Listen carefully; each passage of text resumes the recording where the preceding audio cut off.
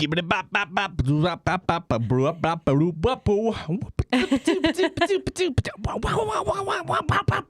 Yeah. Yeah.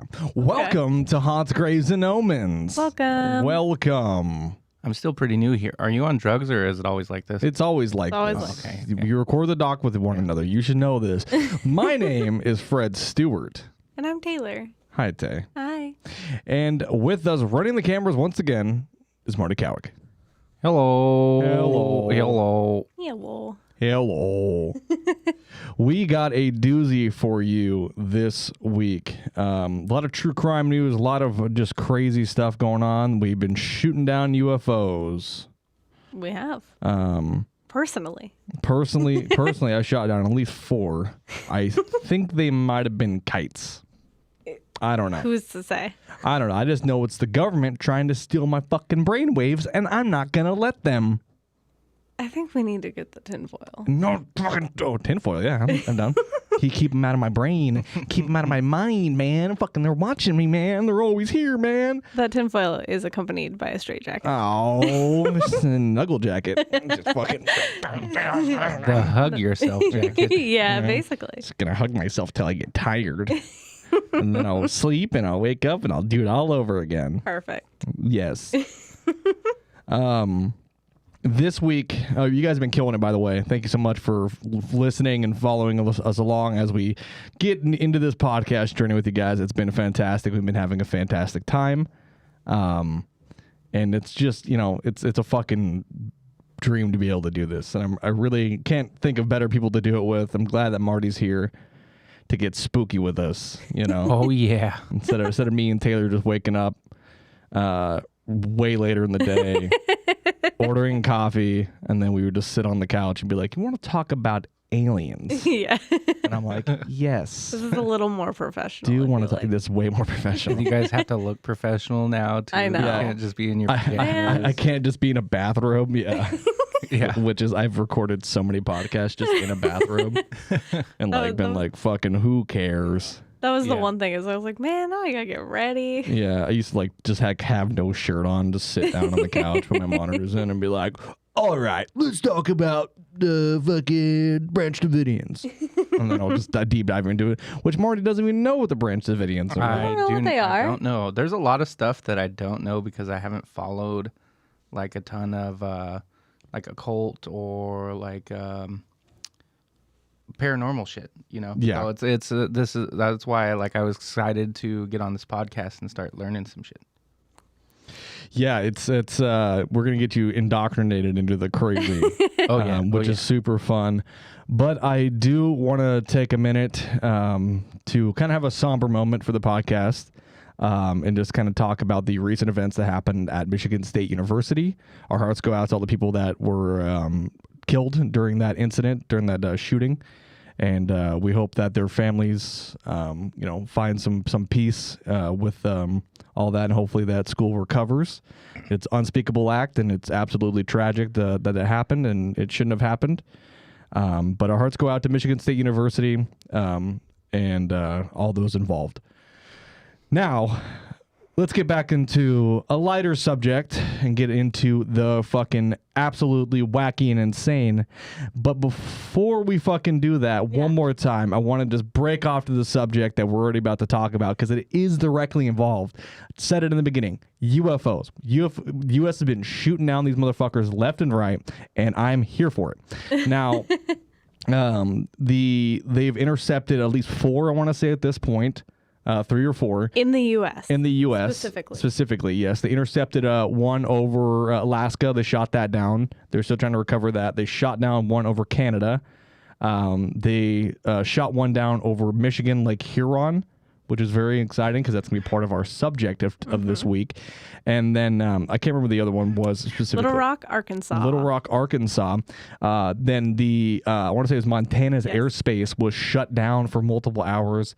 Fighter jets went out there to go intercept something. The U.S. was saying there was nothing there, but people on the ground were saying that there was actually crafts spotted in the area, spotting giant ships. I don't know what's really happening. I just know we're getting a lot of alien activity back to back to back to back. Yeah. And now it's suddenly radio silent. Yeah. Which wild. is not really a good sign. I know China also shot one down. Yes. Just a couple days ago, and then I want to say there was one in Ukraine. Yes. Also, Ukraine. I mean, ever since the war in Ukraine has started, I mean, UFOs have been spotted, which makes sense. It is an active war zone. You're going to see a lot of aircraft, but like people are supposedly seeing lots of crafts and like things that are not actual aircraft. So who knows what's really going on right now? But we're seeing a lot of alien activity, and we'll fucking keep you guys updated the best that we can. But the whole UFO that was shot down over Michigan, there was actually radio traffic that was released via the Pentagon, where they said it was some sort of cylindrical type object, which matches the one that was seen over Alaska. They're not sure of the propulsion nature of the UFO, or because it is technically UFO, it's not really necessarily aliens. But they don't really know what it is. They don't know who it's from, if anybody. They just said they don't understand how it was propelling itself. And there was also the one that was, I think the one over Michigan, it was the one in Michigan and one in Arkansas that was an octagonal shape. I want to say it was Arkansas. Yeah, it might have been Arkansas. It had this octagonal shape to it with little strings coming off it, and they intercepted that. They're not quite sure what the hell that was. So that's pretty cool. Oh, wait, no, that was Michigan. That was Michigan. I remember I listened to the audio as I was writing this episode. Yes. And I was like, I don't know how I feel about that. They don't really know what the hell they're shooting down right now. They just keep blowing shit out of the sky because we're a bunch of fucking patriots. Yeah. Now, there was actually, I want to say the one in Michigan actually fell into the water, so they don't currently have it. Yeah, and they probably just fucking bye. Just splashed it. Yeah. Because shooting it over a lake was probably the best idea. Yeah, I mean, that is the best idea. Technically. Yeah. You're saying that in a condescending way, but that is absolutely the safest possible place to drop a fucking UFO. What are they going to do? Drop it in the middle of Detroit? They just go like, I hope so. Like 809, Fox 2, Fox 2, and they fucking blow it out of the sky in downtown fucking Detroit. No, they're going to fucking ice that bitch in the middle of the goddamn water. Yeah, so there was reported octagonal shape with strings hanging off and no discernible payload. The Pentagon was like, we're not going to categorize them as balloons. We're calling them objects for a reason. Blah, blah, blah, blah, blah. There's aliens inside. They're going to steal your brain. Now... Don't worry. Anyway. It's just the planet Venus. What you saw was a star. They shot down a star. Yes. What you saw was one of two things. You either saw a star, okay? You saw a bird, okay? Or you saw a weather balloon. It's one of those three things. I don't care if there's little green men coming out of it. That's just how balloons are. Now, I was going to say, that's just how birds are controlled. Yeah, we know that. Well, birds are controlled from a little shack off of 29 Palms because they're government spy drones. Now, Taylor, what are we covering this week? We are covering the Lake Michigan Triangle. Lake Michigan Triangle. No, they're going to think we're part of the Illuminati. Stop. It's a psyop. You're a fucking psyop. Stop it. It's a triangle. Michigan. Look, it's in my mouth. Michigan Triangle. Yeah. Michigan Triangle. Yeah, it was really funny because I obviously I did the last two episodes and I was like, can you write this week's episode? Because we're super busy doing all this shit. And she's like, yeah. And she's like, what should I write about? I'm like, I don't know. You can write about the Michigan Triangle. And she's like, what the fuck's the Michigan Triangle? And I'm like, I was like, I literally don't have enough time to get into it, but you should start reading. And then later on, after we recorded the doc and all this stuff, we just like, what'd you write about? She's like, the Michigan Triangle. I'm like, it's fucking crazy, huh? Like out of control. Yeah. I started telling Marty about it. I was like, do you know about the Michigan Triangle? And he's like, no. And I'm like, dude, you just fucking wait. This shit is I think, what did you ask me, Marty? We were like, what is the Michigan Triangle? And I was like, it's like the Bermuda Triangle, but in Michigan. Yeah. Yeah. I mean, basically. Yeah. It sounds pretty crazy, so I'm excited to dive into it. It's fucking weird, man. It's fucking weird, man. There's a lot of history that we're going to be covering about like these ships, because There's a fucking lot. There's so much shit. Are y'all ready to get into it? Yes. Y'all I'm are ready ready to get into it. All right. So the Lake Michigan Triangle is generally defined as an area between Ludington, Michigan and Benton Harbor, Michigan, while also stretching to Manitowoc, Wisconsin. Man, shout out Pacific Northwest Haunts and Homicides. Or not Pacific Northwest, Maniacal Midwest. I was going to say, probably... Shout out to Maniacally Midwest. Shout out to both of them, actually. Yeah. But shout out to Maniacally Midwest, man, because Manitowoc, not a fucking chance, dude. No fucking way I would have been able to say that. Yeah, I probably said it wrong, and if I did, y'all can hate me for it later. Yeah, leave death threats in the comments. So over the course of hundreds of years, there are many instances of strange events that have occurred in this region over Lake Michigan, most of which cannot be explained away by logic or reason.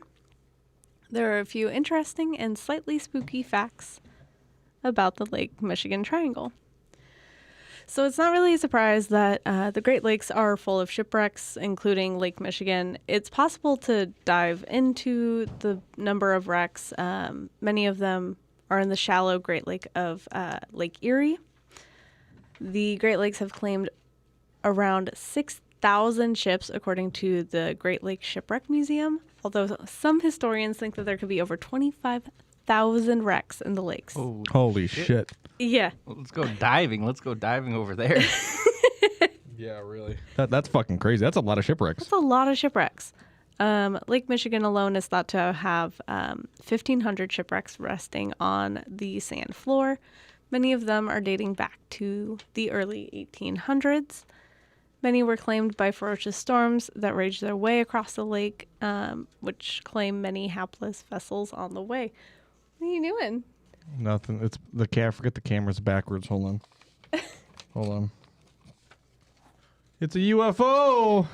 What you saw was a star. It's a star. Look at the star. Look at it. When we were on Look at it.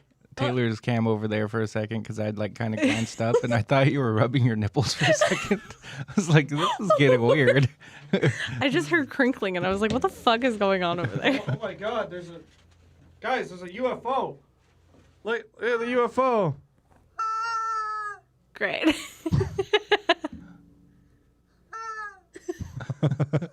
UFO. Oh, spooky. All right.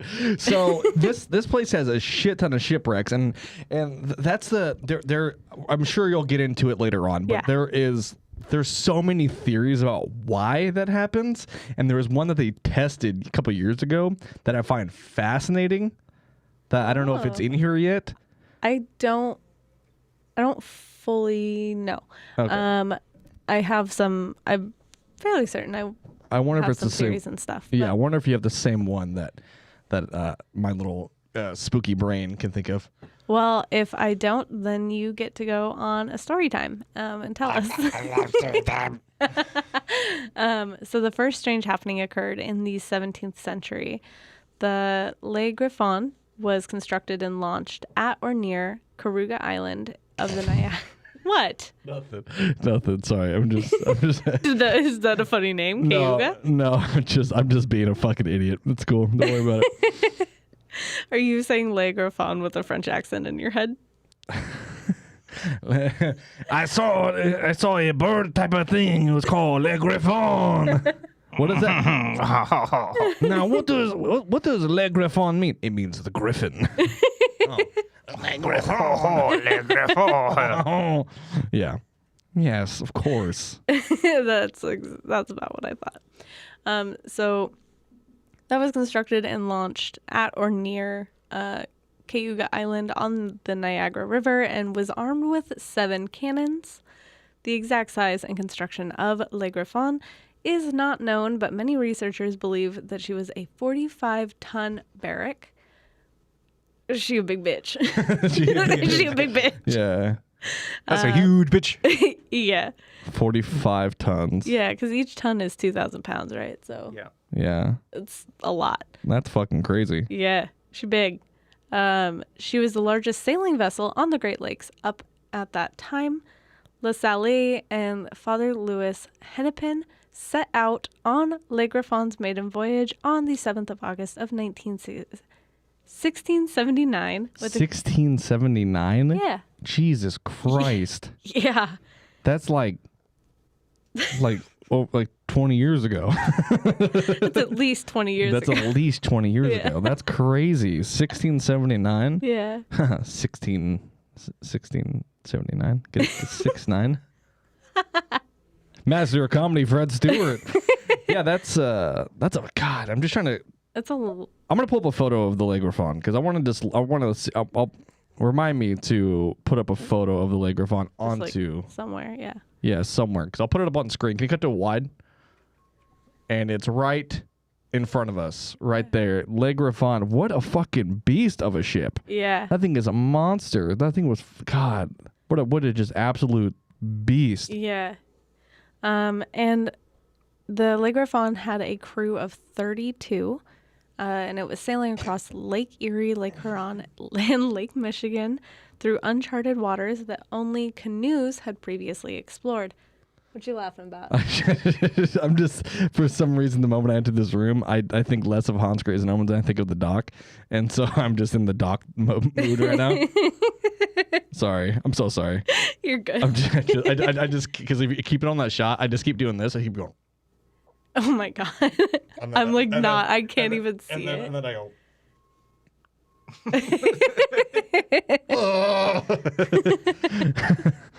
I'm so sorry. It just keeps making me laugh. I kept doing it. I keep looking at Marty. Marty trying not to laugh, and it keeps making me try not to laugh.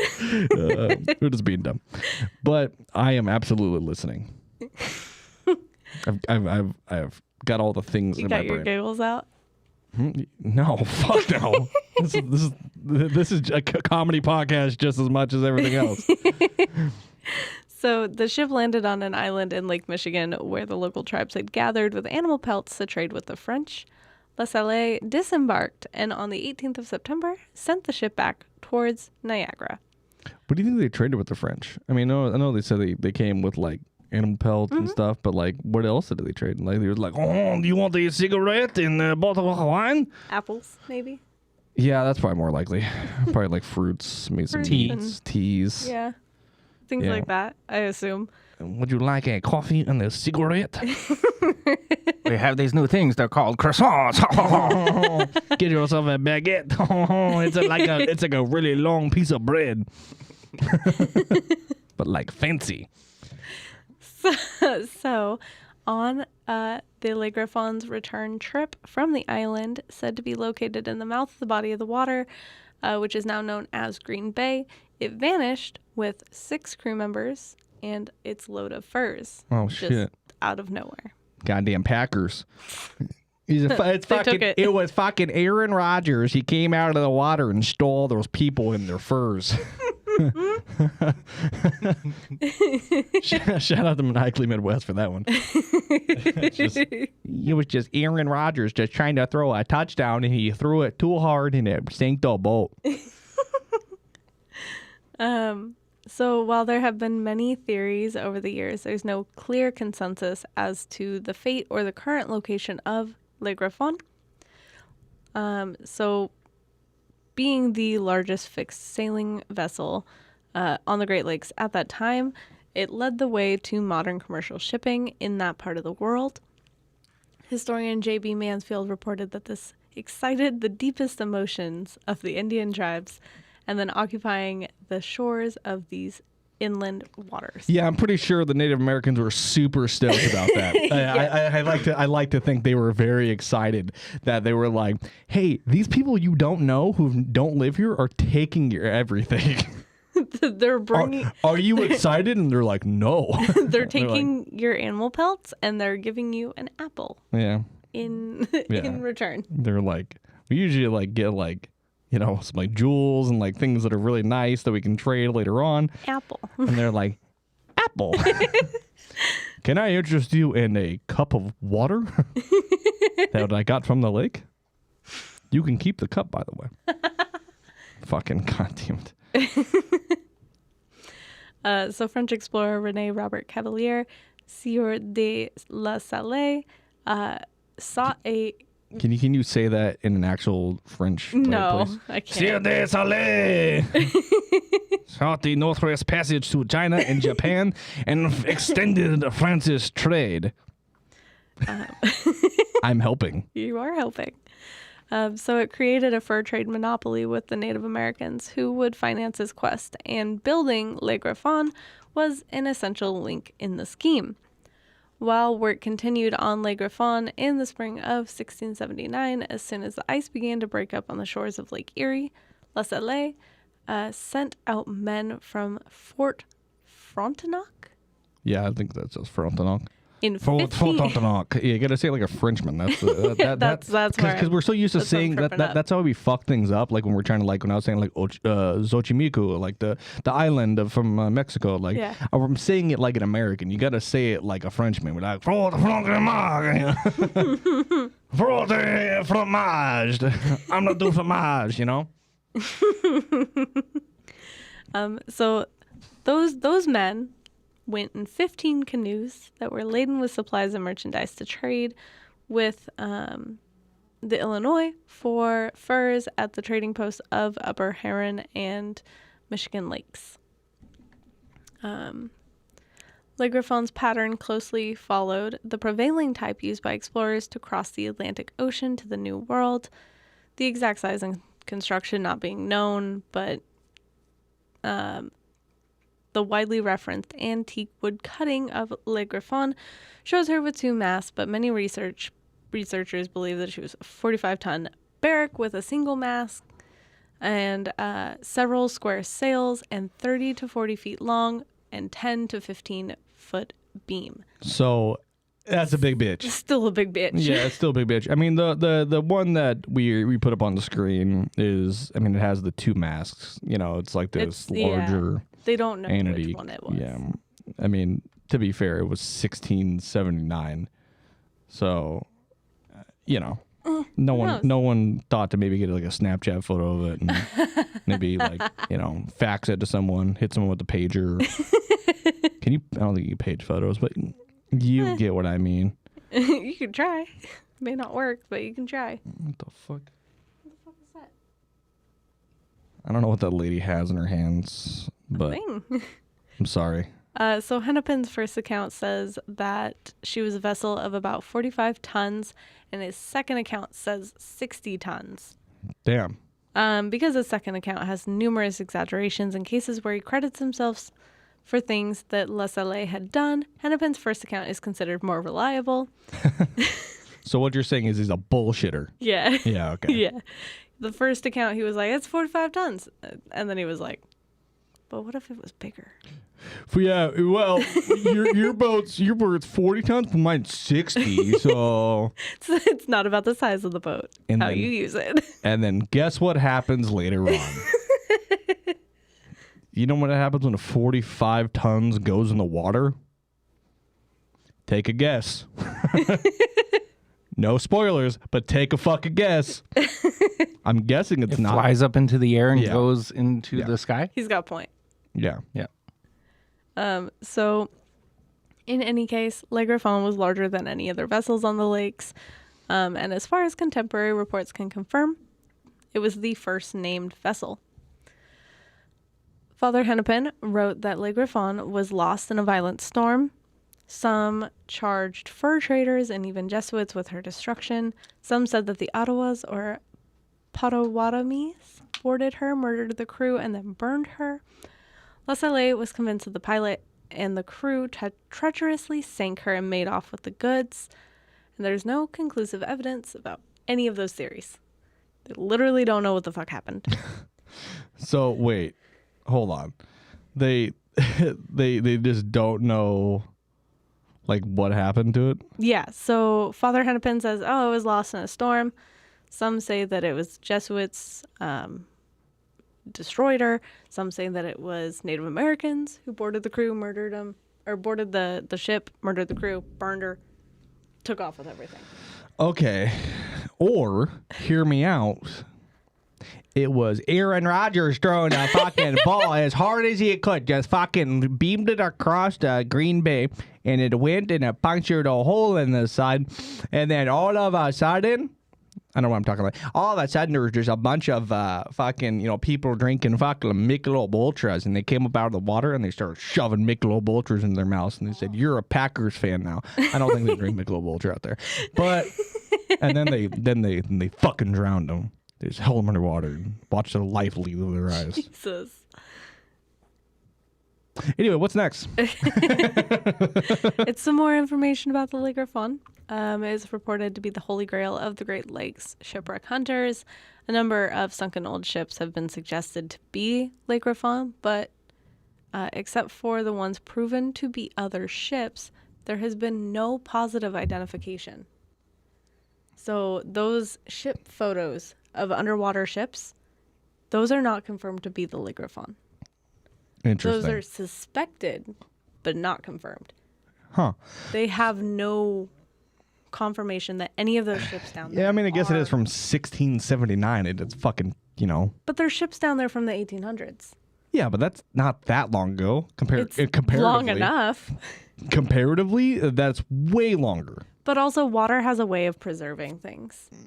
Yeah, that's true. But I mean, I don't know. It's 1679. It could have just gotten fucking. I just listened to the whole last podcast in the Left series about the whaling ship thing that inspired Moby Dick. Yeah. Which was fan-fucking-tastic. Go listen to it. It's fantastic. But I mean, I don't know. Something could have just beat the shit out of that boat and just destroyed it and scattered it to the four winds, and that's it. Possibly, but who knows? Who fucking knows? So one candidate is a wreck at the western end of Manitoulin Island in Lake Huron, with another wreck near Escanaba, Michigan, also being proposed. Lake Griffon is considered to be one of the first ship lost on the Great Lakes. It was another vessel used by La Salle and Tonti, however, that was first lost on the 8th of January in 1679. La Salle does not have a very good track record with keeping his ships afloat. Yeah. Because his other ship fucking sunk out there too. So he's just notoriously just bad at making ships. He's just notoriously not good at having ships. Okay. I don't know if he built them or not, but So I'm thinking he just shouldn't have them. So he's French, right? Yeah. I'm thinking we need to make a ship, right? Mm-hmm. You listening? Mm-hmm. We take a ship, right? And we make it so it floats on the water. Yes. Correct? Yes. And then we take it and we fill it with a bunch of water. No. And then it's a ship, but it's underwater, so it moves faster with the water and the ocean. No. That's not how that works. I also really like that you asked if the man with the name La Salle, if he's French. I mean... La Salle, yeah. Yeah. So that ship was either 20 tons or 40 tons, they're not quite sure. But it drug an anchor and ran aground near 30 Mile Point on Lake Ontario, where it broke apart. Oh, good. So they really just didn't do a very good Dude, job. that would be so fucking bad. You know how much of a pain in the ass that'd be? You know how fucking pissed I'd be? Like, they're like, hey, boss, hey, you fuckers, you fucking build that boat right? You put all the shit where it needs to go? Yeah. Yeah. All right. I believe you. And then it gets out there, and then all of a sudden it just like the check engine light comes on, And then, The check engine light on the boat. and then the sails just fucking split. I told you to fix that sail. Oh, that sail? No, I didn't fix that sail. I fixed the other sail. Yeah. The one that's on the ground. Hey, guys, I'm still fucking drowning out here. Did you know there's a Kraken out there? Did you know that? And he's Canadian? Oh, The Canadian Kraken. Oh, sorry, but I was going to come destroy your boat, and then I saw you're already in distress, so we decided to give you a free boat that I stole. That's on me, bud. That's my bad. so Lake Griffon may have been found by the Great Lakes Exploration Group, but the potential remains were the subject of lawsuits involving the discoverers, the state of Michigan, the U.S. federal government, and the government of France. Everyone wants to just get their grubby little hands in there. Okay. Originally discovered in 2001 near Poverty Island, Michigan. Sonar has shown an object approximately 40 by 18 feet, which was similar dimensions of the Le Griffon. It was located under several feet of sediment. And in July 2010, the Great Lakes Exploration Group issued a press release stating that they, the state of Michigan and France, had reached an agreement to cooperate in the next phase of an archaeological site assessment for identifying the shipwreck. After years of legal squabbles with the Michigan Department of Natural Resources, they finally issued a permit, and on the 16th of July in 2013, an underwater pit was dug, allowing U.S. and French archaeologists to examine the object for the first time. It took them 12 years to be able to go and get a dig site. Okay. Yeah, because there's so many lawsuits. I mean, it is the government, I will say. Yeah, that sounds about right. I mean, here in Portland, it takes them about 12 years to fix one fucking pothole. You're not wrong. That's the government for you. And it also takes Steve about 12 years to give me my fucking $20 back, Steve. Give it back. Geez, Steve. You've owed him that since he was 6. Yeah. I was 6 12 years ago. Oh, I thought you said 20 years. My bad. I think he did say 20 years. I don't fucking know. I wasn't listening. I don't listen to what I say most of the time. And neither does Marty. Check out the latest episode of The Doc.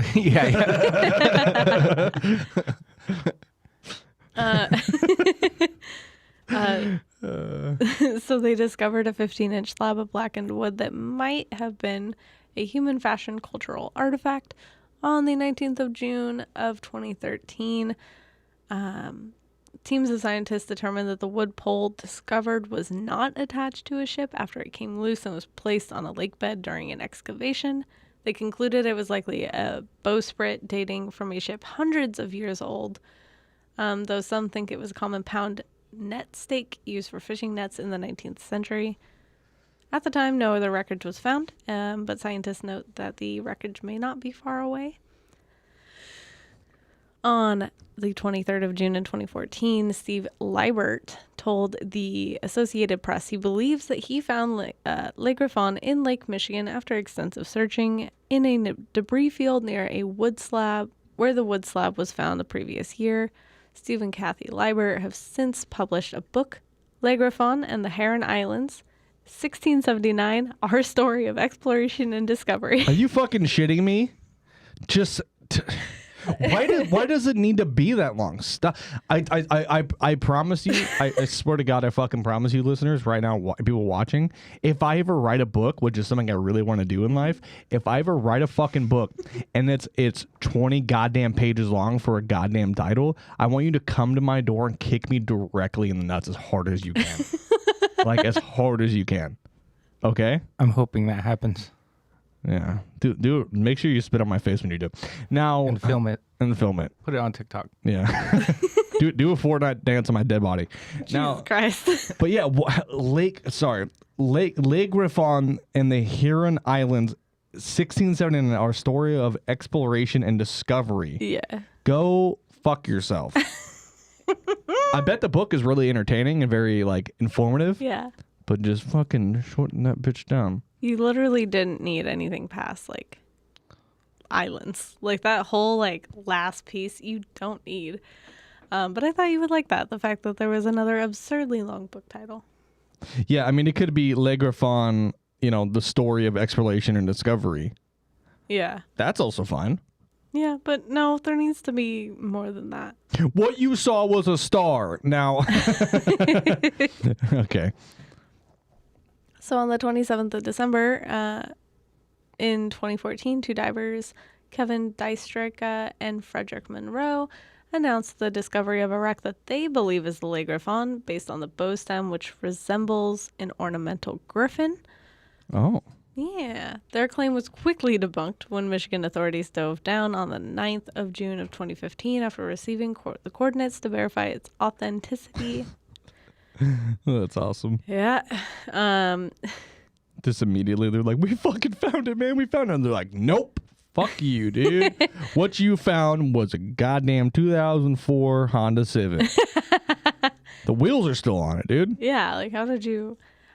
Michigan State Maritime archaeologist Wayne R. Lusardi presented evidence that the wreck was, in fact, a tugboat due to its 90-foot length and presence of a steam boiler.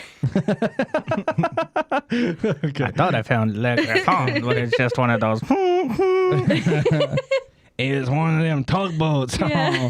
That's what happens when me and Marty take a bath with one another. It's called a tugboat.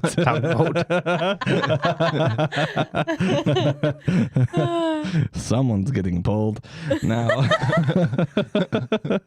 So, as you can tell, there's yet to be any consensus regarding the location of the shipwreck of Le Griffon. And a 2015 book, quote, The Wreck of the Griffon, which is a perfect title. Perfect title. Beautiful. Perfect American title. I apply. Perfect American. Yeah, no La Griffon. It's the Griffin. Yeah. Yeah, Le Griffon. No, it's the fucking Griffin, brother. We're out here. We're not even trying to. We can barely read. So if you got a lot of pictures in your book, I'll read it. I'm gonna read Cat in the Hat, maybe, if I can. So that book by Chris Cole and Joan Forsberg argues that the best discovery proposed to date remains the 1898 find by Albert Collis, who is a lightkeeper on the western edge of Manitoulin Island in northern Lake Huron. Back when like housekeepers were badasses. I mean, they still. I assume they still are badasses, but that like just so like fucking cool to think about in like such a terrifying way. They're like just salty old seamen, not in like in a seaman kind of way, but in a Salty old seaman. Yeah. You know what I mean. He's a salty seaman. There's salty seamen all over the place, and he's out there just just being. He's in his uniform, and he just like, there's a storm coming over the lake. Yeah. And like the waves are crashing and shit, and he's like, I saw a boat. Now, so he's fine. So explain to me what happens for his account. So while they recognize the conclusive evidence has not been found, the evidence that has been found there fits what is known of history at the time. They postulate that if the Le Griffon is found elsewhere, it would deepen the mystery of the find by Collis. It sounds like he just found it. Like it was just there. He just like went outside to go piss one day and was like, is that the Le Griffon? Yeah. I couldn't find much on it. I assume because it is from 1898, there wasn't a ton of like information out there. It probably just got lost in history would be my assumption. I assume. I mean, I don't know. Not to dog on this guy. He may have not known how to read or write. I mean, that's can always be a possibility. Nonetheless, he found a random ship. Yeah, I mean, it's also the Great Lakes. Yeah, there's a lot of shit happening out there. Yeah, from what it sounds like, this ship is like probably the Le Griffon. Yeah, which would make sense because it's closer to the time frame. It's not quite, like looking for it now. There's obviously going to be a lot of, like degradation of the boat itself. But who fucking knows? I don't know. Maybe he did find it. Maybe he didn't. But if that boat is not the one that he found, yeah. Whose boat did he find? I don't know. Some fucking tugboat. Another tugboat. Another 90-foot tugboat. You said degradation of that boat, and I just for some reason just thought of sexual degradation to a boat, where it's just like, you like that, you dirty fucking boat. Oh yeah. You're not tying up a boat. I bet you like to sink, you little fuck. Oh God, I'm taking on water. I'm arriving. Toot, toot. Oh no. Taking on water. Oh, my anchors. Oh, drown me. Oh my There goes my cargo. Waterboard me. You filthy fucking boat. Oh my God. Tears in my eyes. I was trying to take a sip of water, and that was not a good time to do that. I'll tell you There's what. too many electronics in here to be making people spit up their water there, Fred. Yeah. You fucking joined in on it. Don't fucking just blame but him. you were already gulped down the water by the time I joined in. No, so I was in not. the safe zone. Oh fuck! I'm gonna sink. Oh my god. All right. Oh, I'm gonna touch bottom.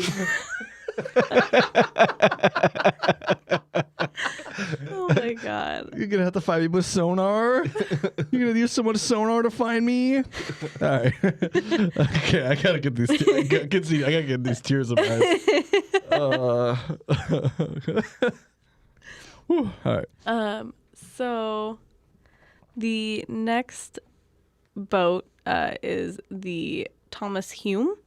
Ooh. Thomas Hume. It was a majestic three-masted schooner that was on a journey between Chicago, Illinois, and Muskegon, Michigan. Okay. Before we continue, real quick, Yeah. what do you think sank the Griffon? Like, what do you think? Like, what is everybody's like? What do you think caused this? Because I mean, I don't think it was necessarily something supernatural. I think it was maybe more. It could have been a storm. A storm, yeah, a storm could have done it. Yes. There is a ship though that sank by itself. Like it just got like destroyed, sank. And it looked like it got in a wreck with another ship. Didn't.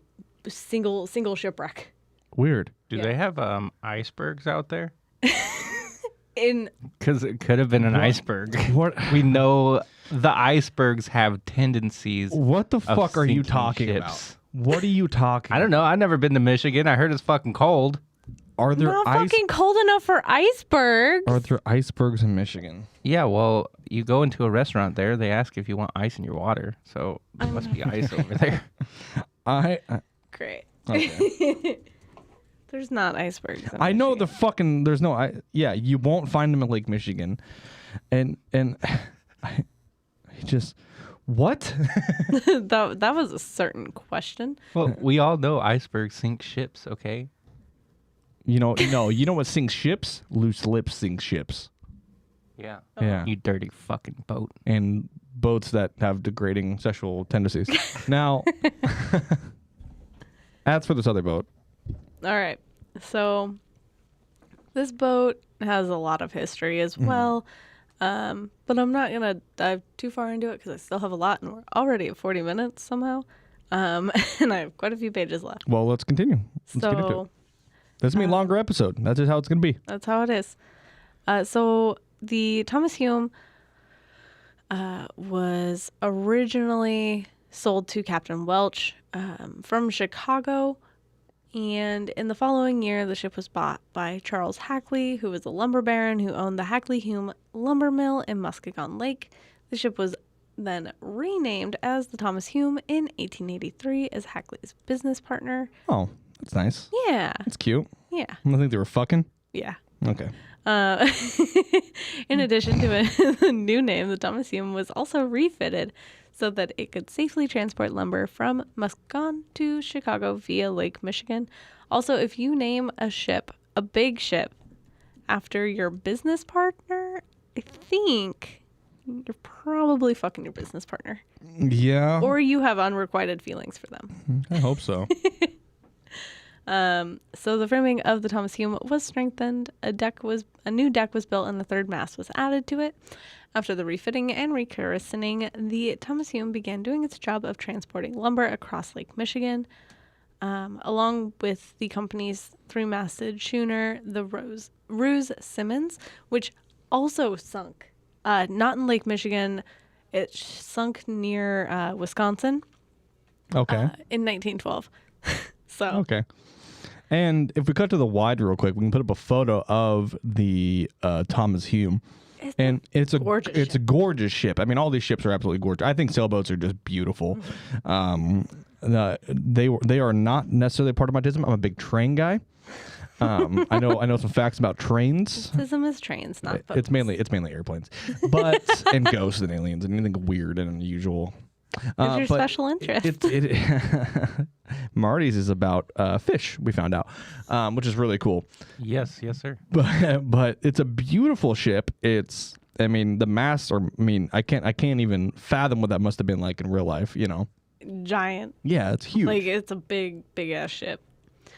So the Thomas Hume would continue sailing on Lake Michigan until 1891, when it suddenly disappeared without a trace. On the 21st of May of 1891, the Thomas Hume was last seen leaving Chicago for Muskegon after unloading a cargo of lumber. It was sailing alongside the Ruse Simmons and had a crew of 7. During the journey, a storm brewed on the lake, and the captain of the Ruse Simmons, assessing that it was too dangerous to continue the journey, decided to make a U-turn. And while the Ruse Simmons made it back to Chicago, the Thomas Hume decided to continue the journey, and it was never seen again. So, like, I can't.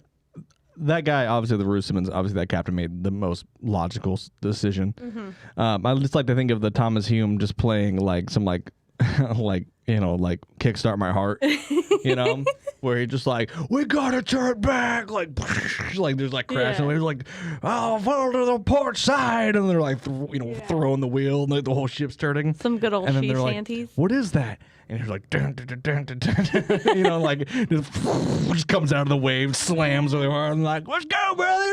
We're going back to fucking Michigan. We're going back to Wisconsin, motherfucker. Let's go. Like just full send. And then they died. So let that be a lesson to you. So the Thomas Hume did not make it back to Muskegon.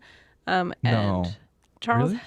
Charles Hagley and Thomas Hume dispatched a mariner, Captain Seth Lee, to search for the vessel. Not a single piece of wreckage was found. The 7 crew members were presumed dead, and the company had to write off the disappearance as a $6,000 loss, as the ship was uninsured. $6,000 loss? Jeez, that's it? They're like, oh man, we lost $6,000 for that ship. Well, back also back all those then, guys. that was probably like a shit ton. I was going going to see $6,000 Yeah. in 1891 would have been $197,254. Sheesh. God. Sheesh. Catch the L, because some dudes just keep pissing in the boat.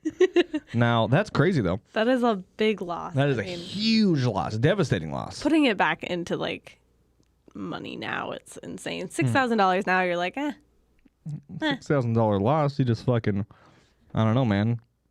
Should have maybe just got some like jet skis or something. I don't know. Can I buy a jet ski for $6,000? Probably. All right.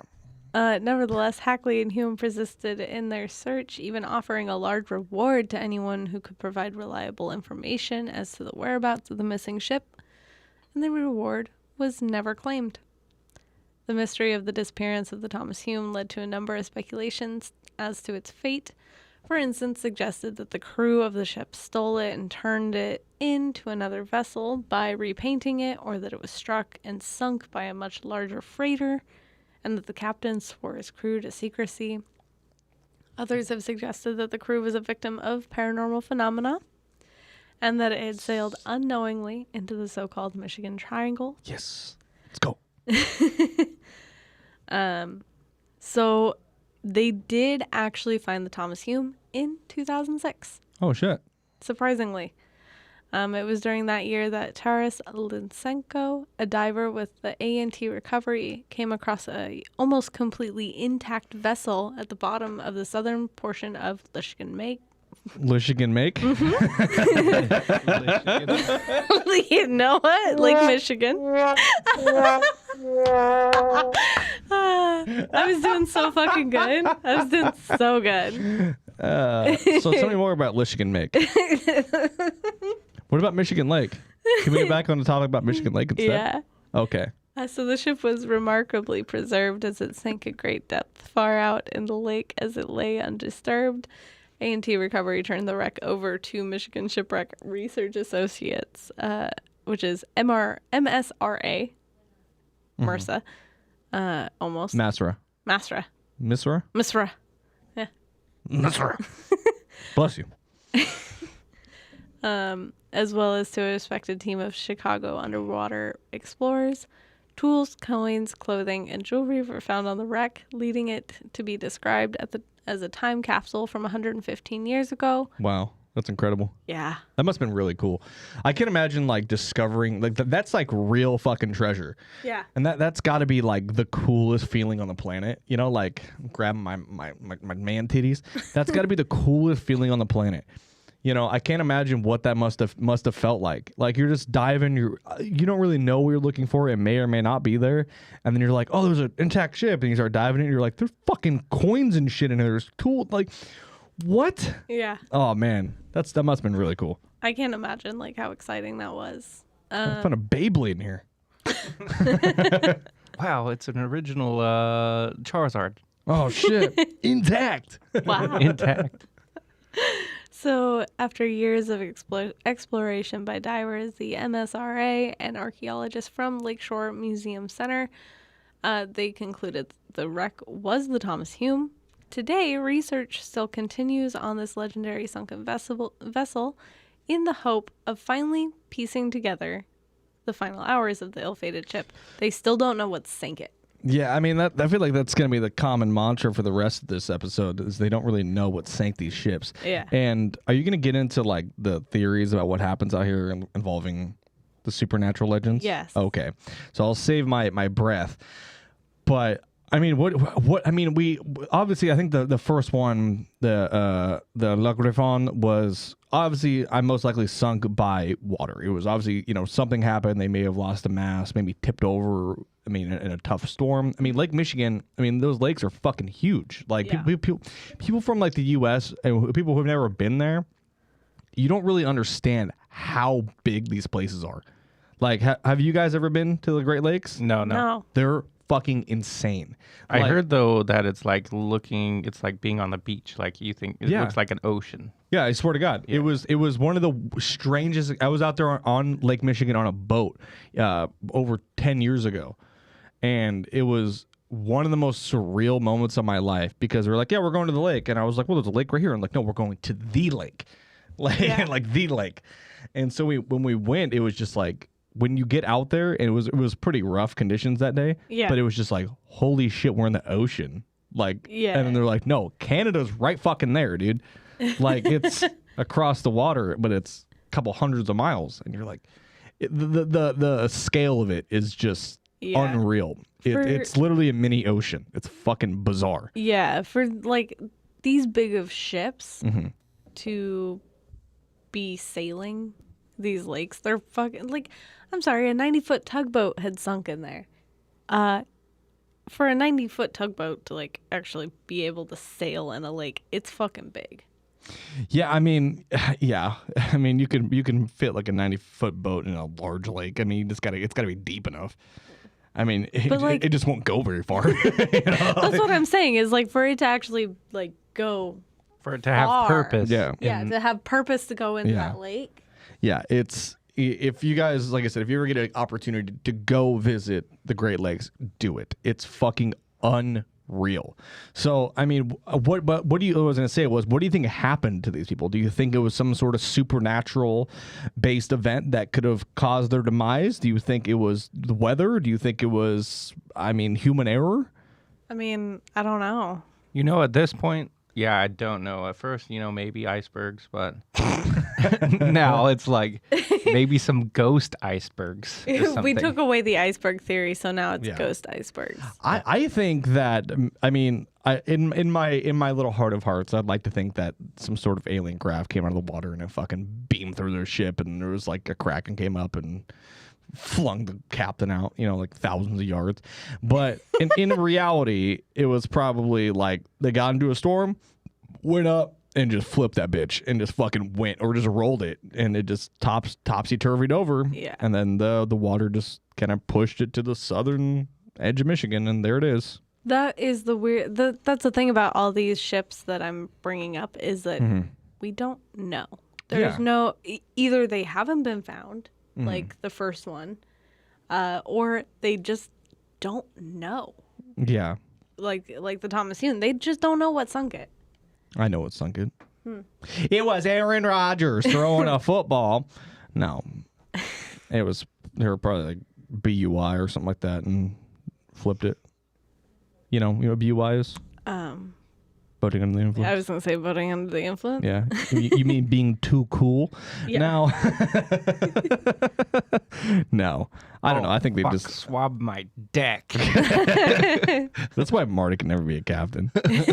Yeah. Get out there and swab the deck. Sir Frederick, meet me on the poop deck at midnight. I'm like, oh, Swab my poop deck. The poop deck. I get it because there's poop deck. That's funny. You know that because we want to know a really fun fact about ships. What? So they had no, obviously toilets. Mm-hmm. Obviously there was nowhere to take a dump on a ship necessarily. Like there was no like plumbing. So you know what they did is they had a special part of the boat that I think it was where the poop deck comes from, but it was literally like essentially toilet seats that would hang off the side of the boat, and then you would shit and it would go directly in the water. Makes sense. Yeah, That does make sense. it's pretty cool. I'm gonna put one in my car. Now, what do we have next? The next ship is the Rosabelle, which was a 2-masted schooner used to transport materials to the House of David in Benton Harbor. Between 1875 and 1926, she was found capsized twice Oh, in Lake Michigan twice? with no sign of her crews. In 1875, a car ferry crossing the lake discovered the schooner floating upside down. The 10-man crew who departed with the boat were never found, Interesting. and the ship was then returned to a port in Milwaukee, where she remained in service. In October of 1921, the ship was ready to depart again with a load of potatoes and maple lumber. However, the ship's captain, Ed Johnson, refused to board the ship. Oh. And if you want to cut to the wide shot, we're going to put the photo of the Rosabelle up there, or the drawing of it. And again, another beautiful ship. It looks a lot smaller than the rest.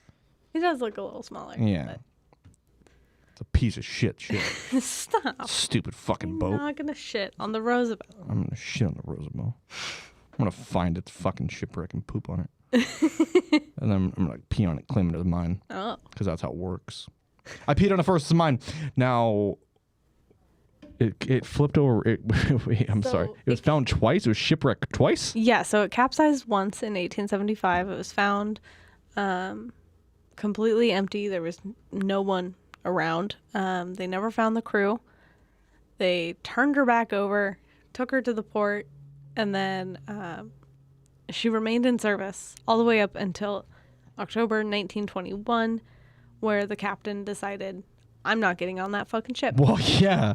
It basically sunk twice.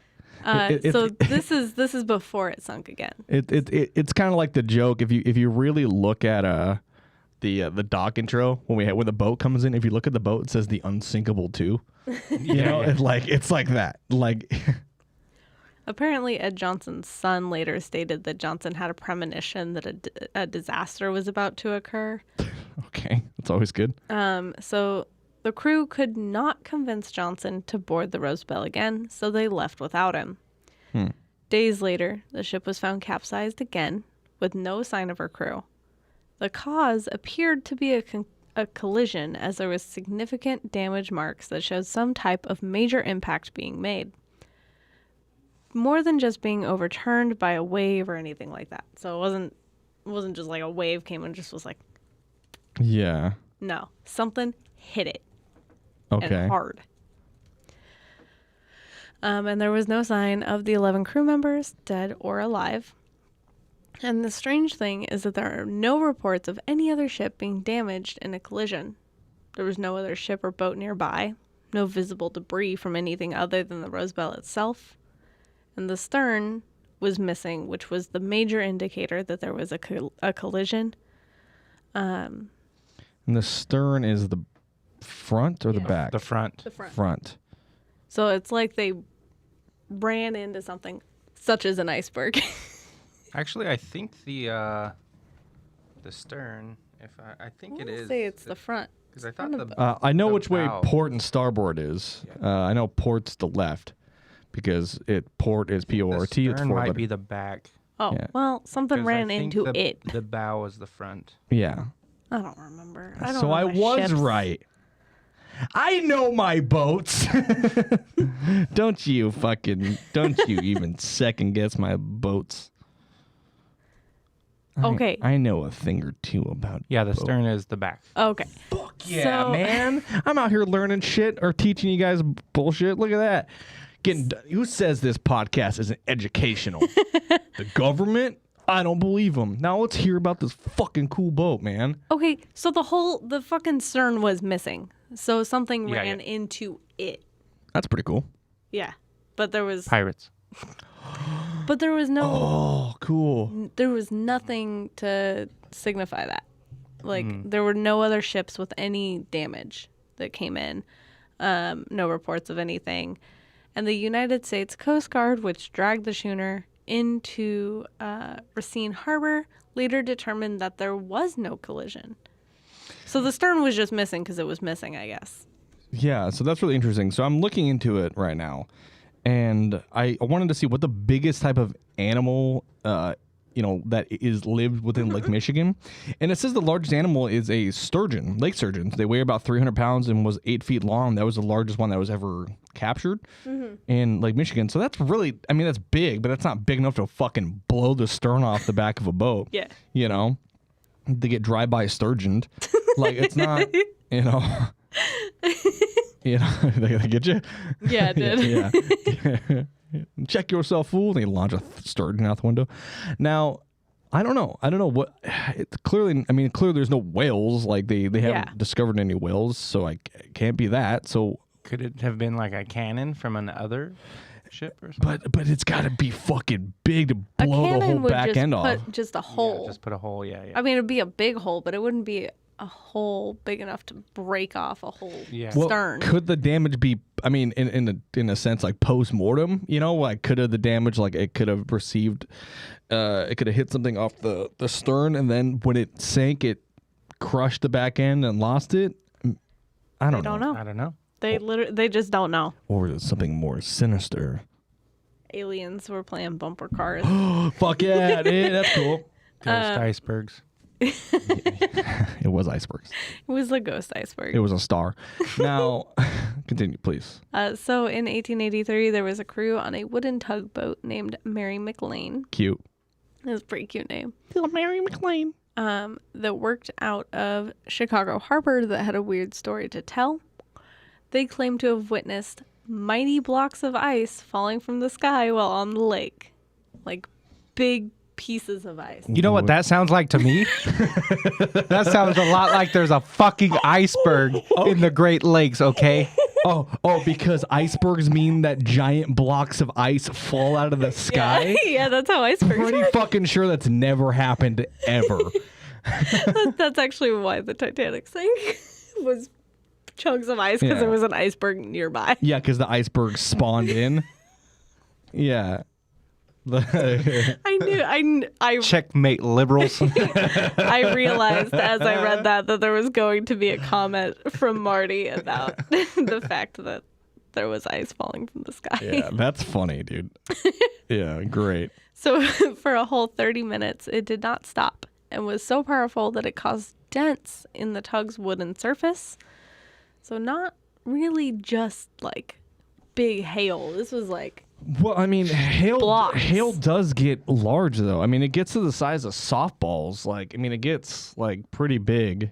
It's been been recorded. Golf ball size hail is another big one. So it could have just been a crazy storm. But they say blocks though, like they're square. But that part's weird. I don't know. That one I have a weird feeling about because that's not a natural formation. No.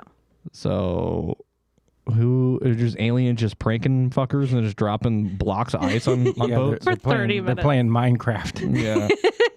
Yeah. So the crew managed to save a large chunk of ice in its galley icebox and recounted the horrific ordeal at the harbor.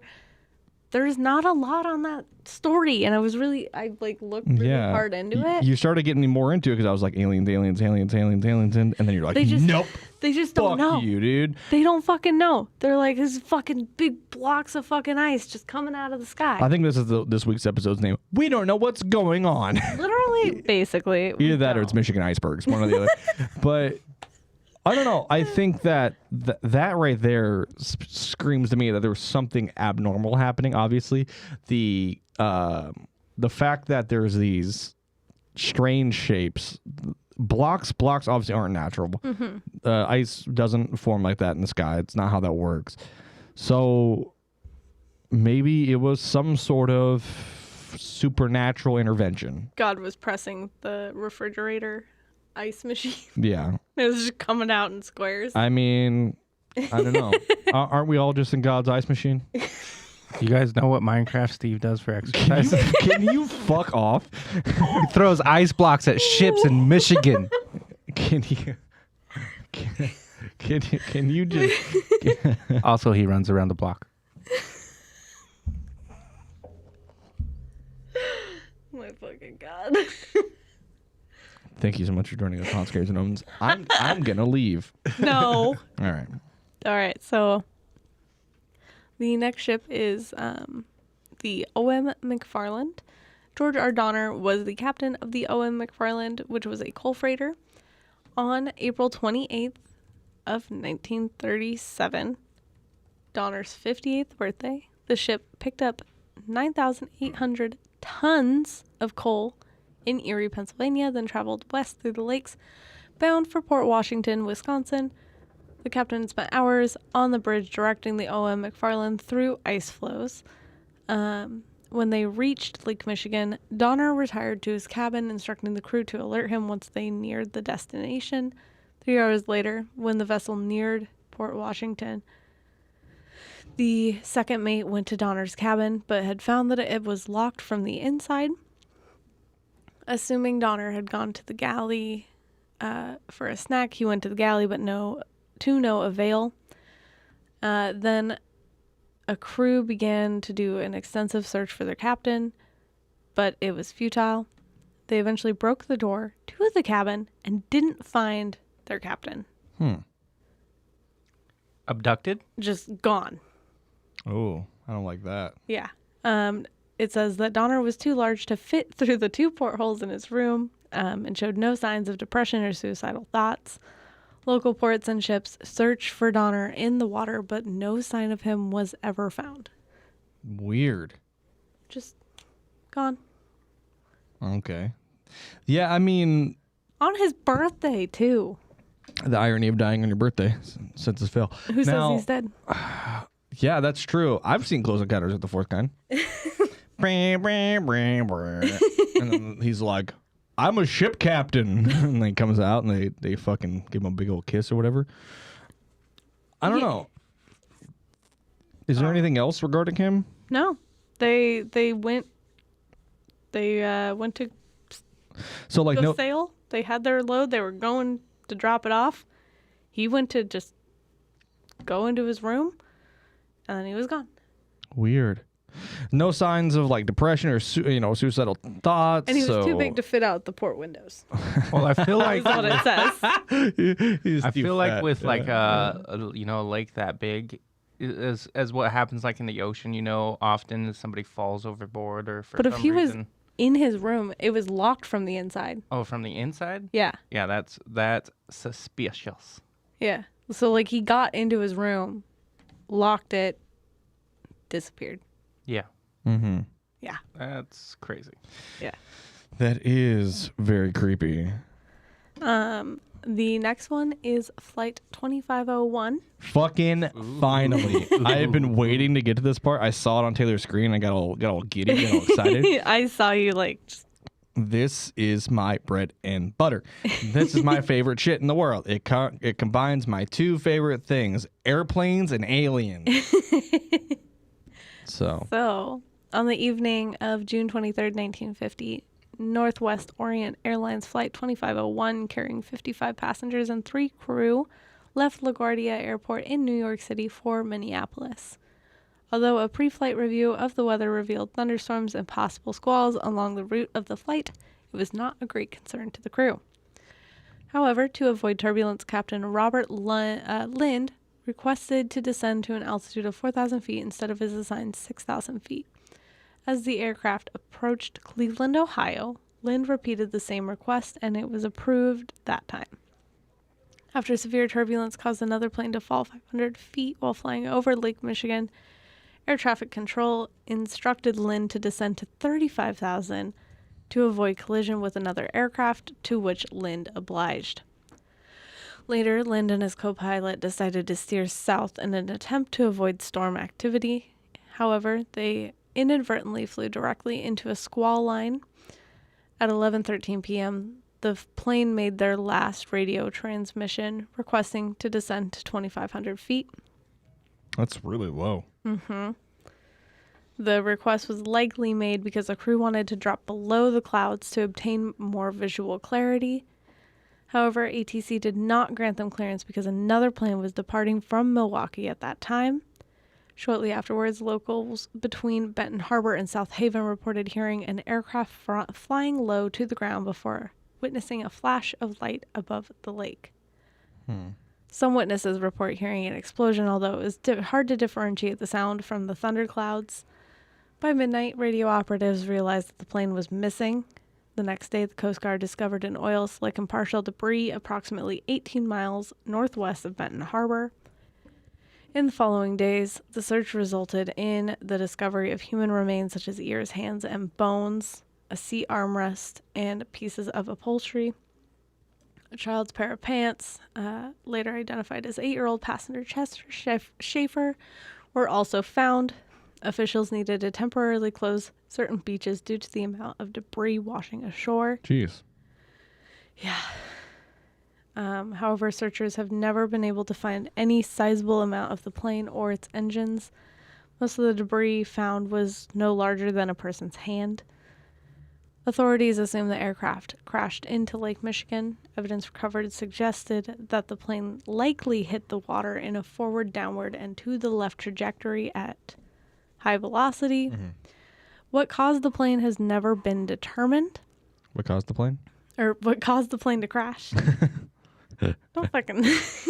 What caused plane? How do plane? What caused the plane to How do you fly play? is still a mystery. Yeah, it is. I mean, I'm sure I can see your notes, and this is one of those cases that's really particular to me, because transponders are what are in aircraft, right? Transponders are what it's basically a code that you get, basically saying, "Hey, I'm this aircraft. This is how you find me." Okay. Yeah. Air traffic control is able to follow that transponder, and so if an aircraft is to crash, they go to the last known transponder location, and they use a device now to find the black box, because the black box will then go off, and it will go off at an incredible depth for a long time, and they can find it. Now, with this, this happened in 1950.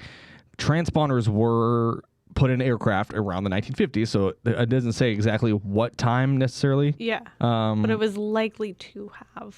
It was likely to have a transponder. Yeah. Right? And you would think that they would be able to dial in a general area. Yes, there was heavy storms. Yes. And and I do find it kind of weird that the flight team was like, we want to descend below these clouds, right, to kind of get out of the clouds of the storm instead of maybe climbing, maybe due to limitations of the aircraft. Obviously, it was a prop-winged aircraft. It's not like how it is now, where it's jet engines. You can power up and out of there, and you need less oxygen, essentially, because they work a little different. With this one, though, I find it weird that there was no call. There was no like warning system or like anything of them to be like, mayday, mayday, mayday, and they fucking just hit the ground. Yeah. They hit the water. I mean, There was no transmission. I mean, it's hitting anything's at great speed like that. Hitting water rather at great speed is like hitting concrete. Yeah. It's just it doesn't work well. Like I mean, The surface tension. Surface tension, and on a I mean, hitting this thing. I'm guessing they're probably going like 400 miles an hour at least. You know, maybe a little, maybe slower, maybe probably not, but at least 400 miles an hour. And they just fucking beam directly into this. And this sounds like an established flight crew that work for Northwest Airlines. So they've done this flight hundreds of times, if not more. Yeah. Right. So what was different about this night in particular? Yeah. Why did they make the decision to dive lower? Why did they crash? Why was there no radio call that they were possibly losing power? Did they get disoriented? But if they got disoriented, how did they get disoriented? Because if they've done this and they know what they were doing, they're trying to descend into that. You feel like they would know where the fuck they are. And the fact that there was also no call saying like, "Hey, can you just like verify where we're at?" Yeah. If they had any hesitation that maybe they were lost. Yeah, you just literally just call tower and just do like pom pom pom pom pom pom. You know, Northwest Airlines flight. You know, fucking 3462. Can you direct us into this or whatever? Yeah. And they go, got you. Like you're at this flight level. You're heading this way, and they should know. But I just find it weird that they just like fucking just went like just directly into the water. Yeah. But why? You know. Yeah, so the most commonly accepted explanation was that it was the result of the bad weather conditions and the pilot's lack of visual clarity. Another theory is that the plane was struck by lightning, causing it to explode. That I fucking believe. That for sure I believe. That they were struck by lightning. I mean, that could have fried the electrical systems. Yeah. You know, who knows? But the only thing is that none of the debris recovered had burn marks. Okay. Well, I mean, that is just the debris they covered, and they also fucking hit that shit going 400 miles an hour. They also can't find the plane. Yeah, I mean... So, who knows? Maybe there is a burn mark on the actual plane, wherever that plane may be. I mean, because as far as we know, I mean, it can be in multiple parts. You know, it could have hit that water in separate parts. Yeah. You know, we simply don't know that because all the pieces that I washed up have been no bigger than someone's hand. Yeah. So, I mean, that shit could have just got hit, split, and fucking went, you know? Yeah. We just simply don't know. Conspiracy theorists have suggested that the plane may have been taken by a UFO. That's correct. Citing that 2 police officers in the area saw red lights hovering over the lake 2 hours after the plane disappeared. That's pretty weird. That's pretty weird. That's pretty cool, though. I just have a hard time. I don't know. Like the whole thing about the Lake Michigan Triangle is that no one fucking knows. Well, that's the beauty of it. It's the Michigan Triangle. Yeah. But why? I mean, sure. In my heart of hearts, like I said, I want to say that it's aliens. Right, because that's what we're here. It's Haunts, Graves, and Omens. We're spooky talk, right? Yeah. But I just find it really really odd that it just kind of fucking just goes. Yeah. You know? I don't know. It's weird. It is. What's next on the docket? What do you think happened to you guys? I mean... you know, the lightning theory seems pretty plausible. Yeah. Yeah. But... You know, it's just so particular of a case that it's like hard to, you know, really kind of hone in on one particular thing. Yeah, because I mean, there's a lot of weird things about. Yeah, like, it's crazy. So I don't know. Maybe lightning, maybe aliens.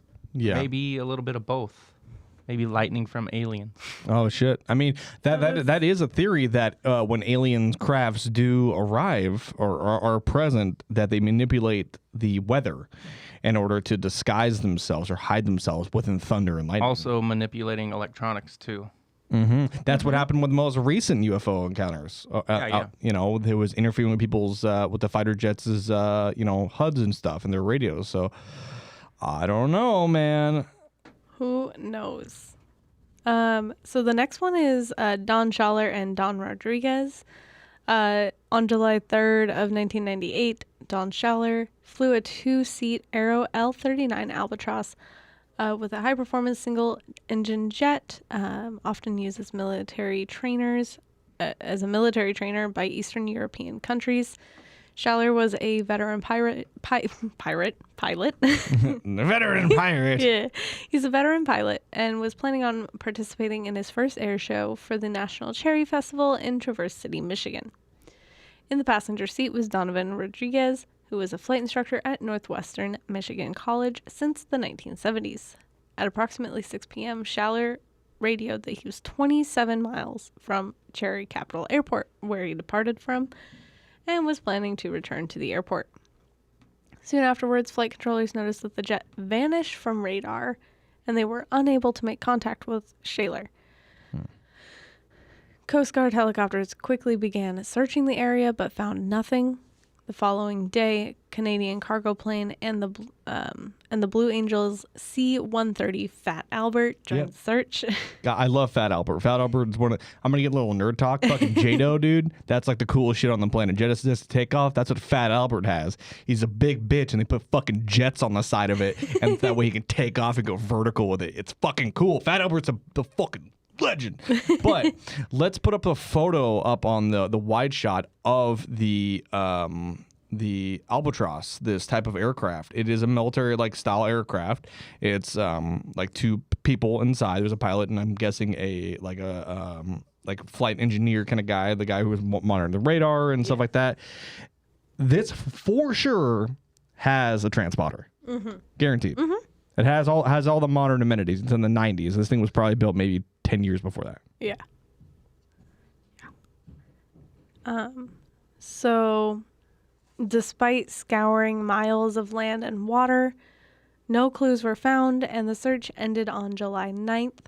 The cause of the disappearance was never determined. Michigan State Police believe that the aircraft crashed into Lake Michigan, but are unsure what caused this to happen.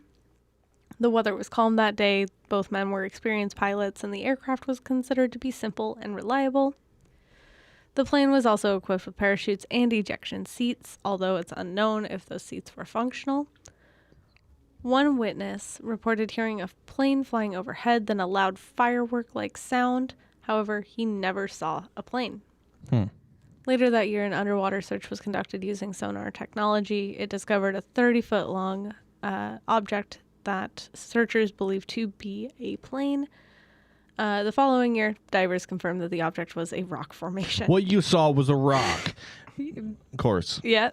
But it's weird that they can't just, like, find it. Yeah. It has a transponder. Right? I mean, it not only just a transponder, but it has all these like modern amenities on it. And and I find it just blows my fucking mind. Like, it's the previous one, sure, it's the 50s. They don't have the technology, but this is the fucking like almost the 2000s, and they can't find a plane in a lake. Thus, given it's a huge fucking lake and it's basically an ocean, but you can't just like check its flight pattern and where it went. Guess not. I don't know. So in 2008, another sonar search discovered a possible plane approximately 450 feet below the surface. It was next to a boat that sank in the 1950s. However, a dive could not be completed to confirm the object was a plane, as the diver was not certified past 400 feet. Oh my God. It's deep. 50 feet too far. Damn. For him to be able to confirm. I mean, I wonder if they can get like a ROV, like just get like a little drone and like underwater drone and just have it go down there and just confirm. There's got to be. It frustrates me because I want them to find out why, because there's so many weird, unexplained things that keep happening here. Yeah. So that is what I have for planes and ships that have gone missing. There's more. Oh, good. I'm ready. So this is a missing student. It was in 1978. A Michigan college student was enjoying a late winter cross-country skiing along the glistening coastline of Lake Michigan when he seemed to disappear into the lake. Into the waters of the lake. It was a solo excursion, so no friends or family members were there to explain what happened. The only sign of his disappearance was a few footprints in the snow near the water's edge. It was assumed that he had frozen or drowned in the lake. However, the student was found alive and well more than a year later, over 700 miles away. When asked about what happened that day or why he was in that location, he had no memory of the event. Even he could not explain just like what happened. That sounds some like aliens. Yeah, that's for sure fucking aliens. Yeah, 100%. That is like, I don't know. Isn't that fucking weird? A year later, though? Yeah.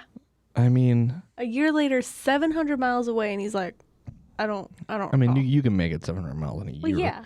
But I don't know. In that year, he never thought of maybe calling somebody? Like, I don't understand. Like, I mean, they didn't know his whereabouts for a year. Yeah, I mean, what was No he one doing? knew. What was he doing during that year? And his excuse was, I don't know. Well, they were like, "What? Hey, like, what happened to the lake?" And he's like, "I don't know." I don't know. That was a fucking year ago. He's like, "I wasn't at the lake. I don't recall being at the lake." I was doing space coke with aliens for the past Basically. year. I don't know. That's weird. That one, while it is unexplained and very odd, what the fuck, man? It could be nothing. It could be something. I don't fucking know. Dude didn't think about to call anybody for a year. No, I guess not. Call your mother. So weather events tend to happen a lot at Lake Michigan. Strange weather just is kind of really common there. In some cases, the winds pick up so quickly that ships do not have time to prepare or navigate through them. In other cases, blocks of ice have fallen from clearing cloudless skies. We talked about that, yeah. Sailors have brought those chunks back because they felt as if no one would believe them if they tried to tell their tale of the abnormal experience. So that part actually has a little bit that the other story didn't, where it was a clear and cloudless sky. Yeah, that's definitely some information that would have been helpful at the time, because that to me adds a little bit more of the supernatural factor. Like, Where were they coming from? Got Like, any why opinions why over were there? they in blocks? got any opinions over there about ice blocks falling on a clear and Oh, cloudless you already know cloudless my day? opinions. I could go on and on. Mar- It's a fucking iceberg. Yeah. yeah, that's fucking weird, man. Yeah. There is also, I don't know if you knew this, there's an underwater stone structure in Lake Michigan. No. Excuse me. Yeah. So it's like a version of Stonehenge. Local lore has always associated these stone structures with like paranormal or heavenly activity, Of course. and are often situated in places that align with the star or sun's patterns around the earth, like Stonehenge. I don't think so, but I mean, maybe if supernatural activity, sure, maybe. But it does actually align with stars and sun patterns. Yeah, that Like, makes sense. They've proved that. But there is also one of those ancient structures in the waters of Lake Michigan within the boundaries of the Michigan Triangle. Researchers have kept the location a secret for fear of divers and curious swimmers attempting to go see it and potentially disrupting underwater rock formations. At this time, scientists do not know how or when the structure was built, or if it was a naturally occurring structure. The only evidence is that there's a painting of a mastodon on one of the boulders. Weird. Mastodons have been extinct for more than 10,000 years, which suggests that the structure is fucking old. Yeah, that's really old. I also am going to assume that it is not naturally occurring if there is a mastodon on it. I mean, yeah, that's a pretty good guess, I guess. Yeah. There are a lot of people who claim that they've experienced paranormal activity over the waters of Lake Michigan. Bystanders have started to notice weird things happening over the water. Some attribute bright flashing lights over the water to paranormal activity, while others feel that the bursts of light are proof that alien creatures are interacting with those who traverse the waters. There's not a lot of definitive proof on that, but who knows? Yeah, I mean, I don't know, but it would be kind of funny if the aliens were interacting with people. Like some dude's like, "Hold the starboard side," and they're like going through, and it's like 1890 or something like that. Yeah. And they're just like powering through on these boats, and then you just like, this craft appears and like it opens up and they're like, it's aliens. What is that thing? And it's like, hey, you fucking nerds. Looks like you could use a bit of help, huh? Ha ha ha. You should probably get triple A, you fucking bastards. And then they sink their boat. What's up, gamers? How does Minecraft Steve get his exercise? With blocks of ice, bitch. Pelt them with blocks of ice. So there is one UFO incident. It was a bunch of unfamiliar lights filling up the sky nearly 200 miles along Lake Michigan's shoreline from Ludington south to the Indiana border on March 8th of 1994. This is known as one of the largest UFO sightings in Michigan history. Reports were made by the hundreds, not only to 911 dispatchers, but to MUFON's Michigan chapter. Sightings were reported by citizens, police officers, meteorologists, and others. The others don't qualify as citizens. Yeah. It was the aliens themselves being like, hey, y'all see this shit? Yes. And what's really funny is this was actually covered on Unsolved Mysteries. Oh, yeah. Yeah, on the latest series, the latest Unsolved Mysteries. Oh. Which is very cool. Cindy Pravada of Grand Haven told the Free Press in 2019 that 4 lights in the sky look like quote-unquote full moons over the line of trees behind her horse pasture. She does believe that these lights were UFOs. Conversation between the National Weather Service meteorologist and a Holland police officer was reported by Detroit Free Press in 1995.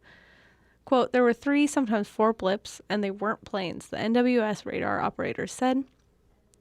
Planes show as pinpoints on the scope. These were the size of half of a thumbnail. Some things are fucking huge. Yeah. Jeez. Or either that, there's a lot of them really close by to each other. Yeah. For it to be that fucking big on the radar is just insane. That's massive. They were 5,000 to 12,000 feet at times, moving all over the place. 3 were moving towards Chicago. I've never seen anything like it before, not even during severe weather. According to the Chicago Tribune, there were 300 witnesses in 42 counties of Michigan. The sightings were reported to 911 and observed by the police officer and the radar at NWS. So, yeah, that's this story. I remember watching this on Unsolved and just being like absolutely fascinated. I wish this map was better, but there was like incredible amount of sightings for this case. Yeah. And it wasn't so much about the people just on the lakeshore. It was some people inland too. Yeah. That could partially see the lake. We're seeing these things from miles away. Yeah. And the whole like if you scroll back up to the flight change or like how often they changed. They went from 5 to 12,000 feet at times. 12,000 feet is high. I mean, well, 5 feet is fucking low. 5 feet to 12,000 feet and just going like, and there's hundreds of these things. Yeah. That's fucking crazy. Yeah. That's unreal. That's terrifying. Yeah. Aliens are scary. I saw that and I was like, oh, I don't like that. Yeah. I don't like that at all. It's pretty cool. This next one is Wurtsmith Air Force Base in 1975. In October of 1975, a bright white disc was spotted hovering over Wurtsmith Air Force Base. A plane was sent to pursue it, but the UFO reportedly shot into space before they could reach it. That's pretty cool.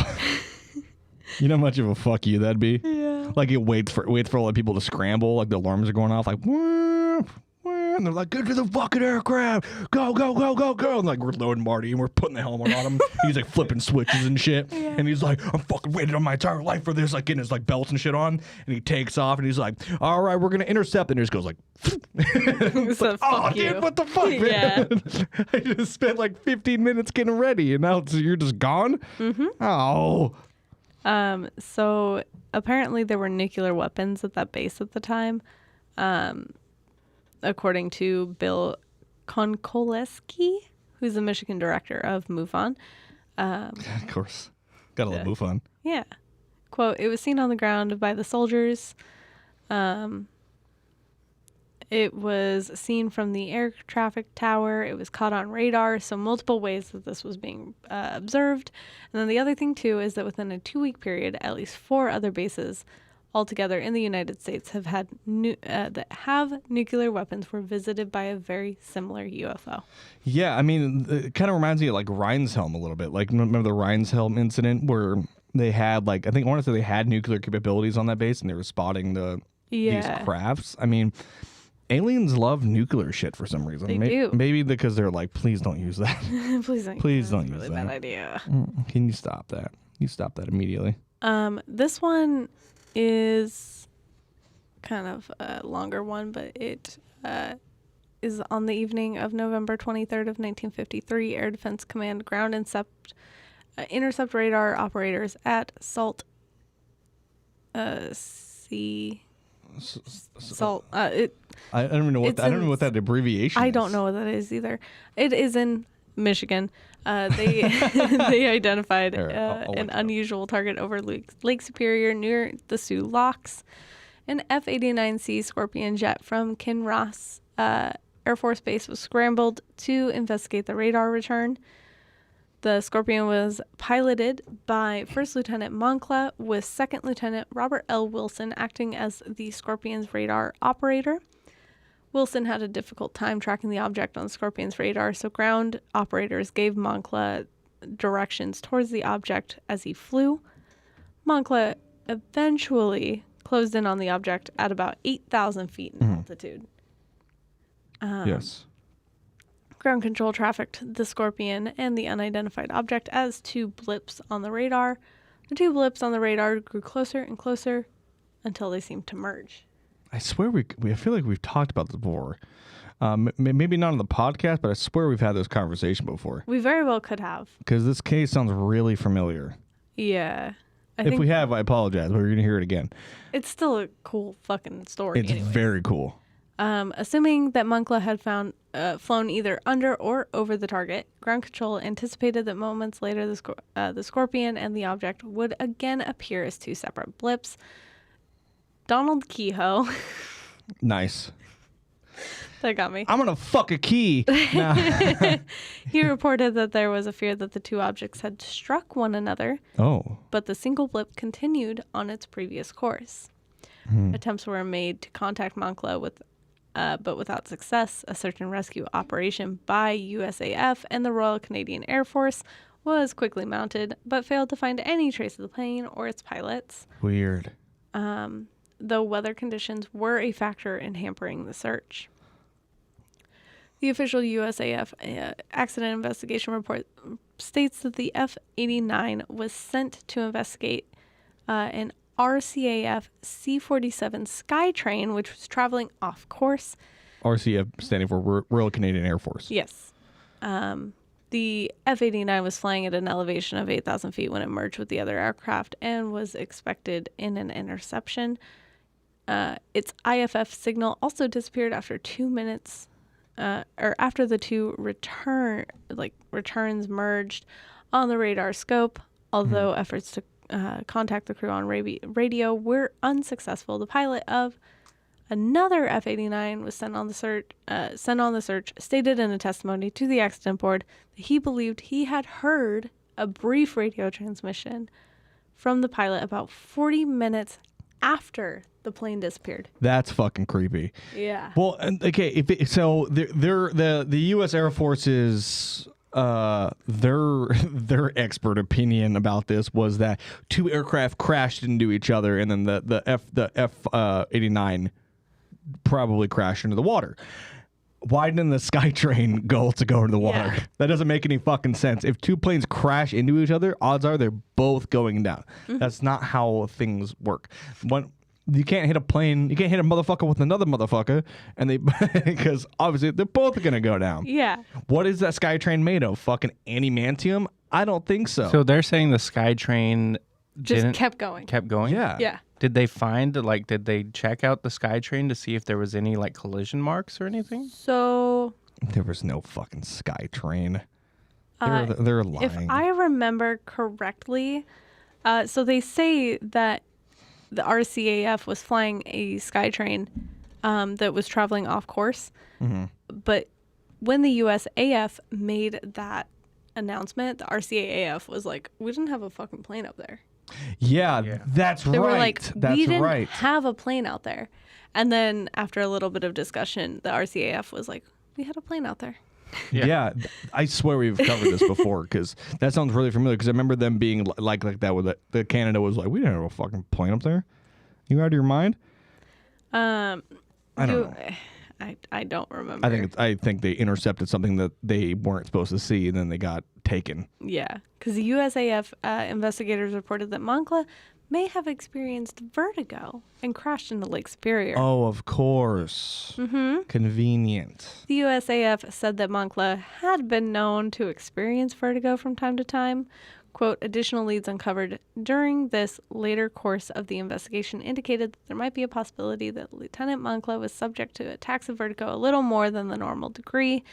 Upon pursuing these leads, it was discovered that the statements had been made by former members of Lieutenant Moncla's organization and were not first-hand evidence and were regarded as hearsay. Okay. Pilot vertigo is not listed as a cause or possible cause in any of the USAF Investigation Board's findings or conclusions. The official accident report states that when the unknown return was first picked up on the radar, it was believed to be an RCAF aircraft VC-912, but it was classified as quote-unquote unknown because it was off of its flight plan by about 30 minutes or 30 miles. Yeah. This assertion was emphatically denied by the pilot of the RCAF flight, Gerald Fosberg, when he was interviewed for the David Cherniak documentary, The Moncla Memories, which was produced for Vision TV's Enigma series.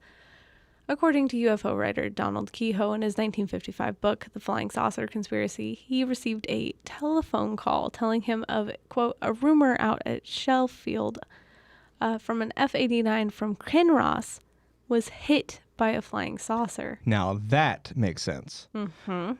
Yeah, but I mean, if they say if it was hit by a flying saucer, why were they receiving radio traffic from it 40 minutes later? Honestly, it probably wasn't hit. I mean, it's a rumor that it was hit by a flying saucer. It probably wasn't hit. It was probably intercepted. It was probably intercepted by this thing. I think that maybe they wouldn't intercepted it and it just kind of fucking got behind them and then just took them. Fucking gone. Yeah, just took them. Yeah. A follow-up phone call to Public Information Officer Lieutenant Robert C. White revealed that, quote, the unknown in the case was a Canadian DC-3. It was over the locks by mistake. And that it was over, so the locks refers to restricted airspace over the Sioux locks at Sault Ste. I think it's like Sweet Marie, maybe, I don't know. Yeah. On the U.S.-Canadian border at the southeast end of Lake Superior.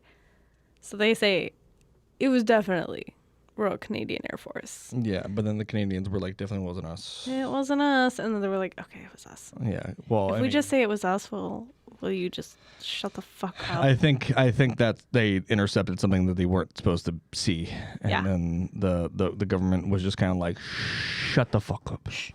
Yeah. But that is really all I've got about the Lake Michigan Triangle and all the weird shit that happens there. Okay, well, I'm gonna get into my quick theory about these sinking ships. Now, there supposedly there is reasons why these ships sink in Lake Michigan under unknown circumstances, and it's supposedly because there's pockets of, like, I want to say it's methane that comes up out of Lake Michigan. This might be confusing with Bermuda Triangles. No, you're correct. Okay, so they come up and it affects the buoyancy of the water because it's a different obviously gas than oxygen, which is in water, and it disperses it in such a way that the ships can't float on it, and it basically just fucking sinks them. The moment it sinks them, they get water and they just sink. They sink hard. Now that would make sense for maybe the first two, right? Yeah. Right. Sure, maybe it could have been weather, maybe it could have been this methane incident, or some sort of like thing relating to that, or it's Marty coughing, and or the one where the stern was missing. Yeah. It was it was clearly hit by something, or it sunk in such a way that it destroyed the stern. Sure. Well, it didn't even sink. It was just turned upside down. It was turned upside down. Yeah. So, yeah, I mean, but that would make sense if it, so it rolled, because obviously it's going to roll because the oxygen in the bottom. It's kind of like if you've ever watched Adventures with Purpose, they talk about a lot about cars when they sink in water. They have a lot of air in them, so they'll often rotate, right? Because the buoyancy in the car and the tires flips it upside down, which makes sense in a ship. If it rolled really hard, that air's trapped and then it sinks. Okay. Yeah. But what could have punched a hole so big in the back of that ship that it just causes it to fucking take water, sink, go, right? These aircraft, some of these don't, a lot of these don't make any sense. The Northwest Airlines flight doesn't make any sense. Yeah. Why was the flight crew descending into a storm that was going to be more hazardous to go underneath than it would be to go over top? Yeah. If they had to, and why was there no radio traffic? Why didn't they communicate that like they were having maybe trouble with it? I don't find that plausible. I don't think that is what happened. This aircraft that crashed, the military one, they clearly intercepted something that they were not supposed to see, or they intercepted something that took them, simply took them away to where we don't know. But what I do know is that you can follow us on Instagram at HGOPodcast. You can follow us on Facebook at Hans Graves and Omens. Like, share, subscribe on YouTube. I'm so happy you guys are part of the Common Chaos Network. Check out all of our fun shows. But you can follow me directly at I Hunt the Haunted. And you can follow Taylor directly on Instagram at Lunar Thrill. And you can follow Marty directly on Instagram at Ghetto Feather. Ghetto Feather. Go check out the doc. We out here. Sorry for the delayed episodes. We're trying. Things are happening. But what do you think, guys? What do you think happened with that? Do you think they got taken? I think. Yeah. Gone. But until next time, stay spooky. Stay haunted. And stay the fuck out of the Great Lakes. There's some weird shit happening there. Yeah. See you later.